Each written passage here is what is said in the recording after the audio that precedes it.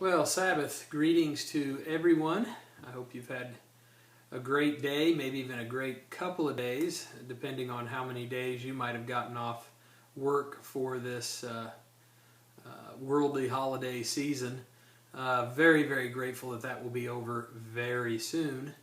There's been a couple things that have just made me very, very grateful for the truth. Of course, first of all, is having the understanding of the true plan of God that comes by worshiping Him in spirit and truth, and a big part of that is keeping the real biblical holy days. Wow, how much do we have to be thankful for? It seems so simple to us, once you get into a practice of keeping the holy days. And then, we sometimes maybe even take it a little bit for granted.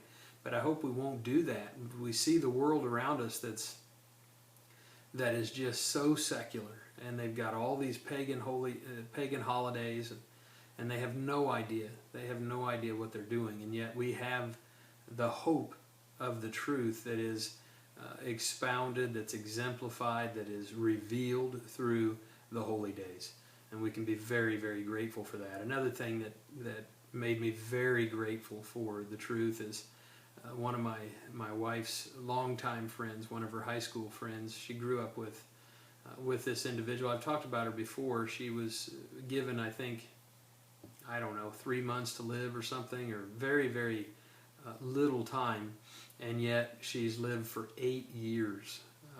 8 years with terrible cancer, and she died today. She did die today, and left behind a number of children from 9 years old all the way up to 15 or 16.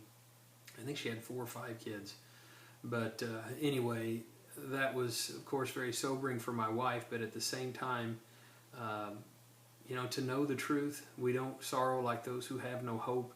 And yet you see the Facebook posts and you see all these things, and everyone's, they're grasping for some kind of hope, but unfortunately it's a false hope, and it's an empty hope, because they don't know what it's all about when they have this concept of, well, she's in heaven and she's doing this and she's doing that. Well, they don't know.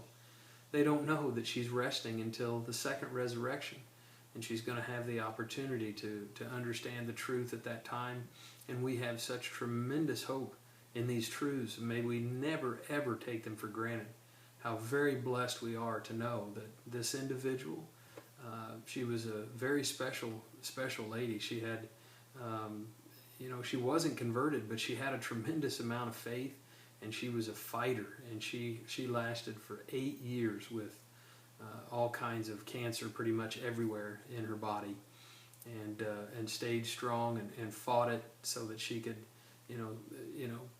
be with her children and try to raise her children the best she could. But she really did have faith, in that sense, as best she could, right up into the end. So I do, just give a little extra thought to that when these kind of things happen, is just how grateful we should be for the knowledge of the truth. What a tremendous blessing. We don't have to go along with this world, and we don't have to give in to all of this rhetoric and all of this stuff that is just, it's empty. There's no substance to it, and it's unfortunate, and it'll be soon, very soon, and the world will be blessed to have the knowledge of the truth like the waters cover the ocean beds. It's going to go all over the earth. What a beautiful thing that right now we're forerunners. We have the opportunity as pilgrims, as strangers and pilgrims, also as ambassadors and pioneers of this way of life now. What a tremendous blessing.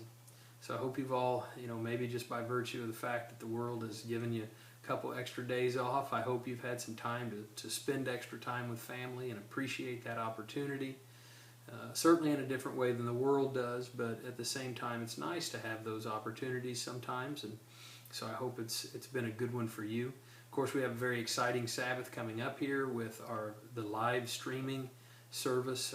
I think pretty much all around the area here, and I know that Dr. Meredith has requested we do it in as many congregations as we possibly can. So services around the area this Sabbath will be at 1 p.m. Of course, services out at Charlotte start at 2 p.m. Eastern Time, so we'll be starting services at 1 1 p.m. all around the area, where we'll be able to follow the full service there at headquarters, everything from the song leading and everything else. So I hope everybody's looking forward to that. I know I am. I look forward to seeing the brethren in Appleton this Sabbath. Haven't been there for a while, so I really look forward to being there and seeing the Appleton gang again. And then, of course, we're going to be heading out to Kansas City sometime on Wednesday, probably the morning of Wednesday.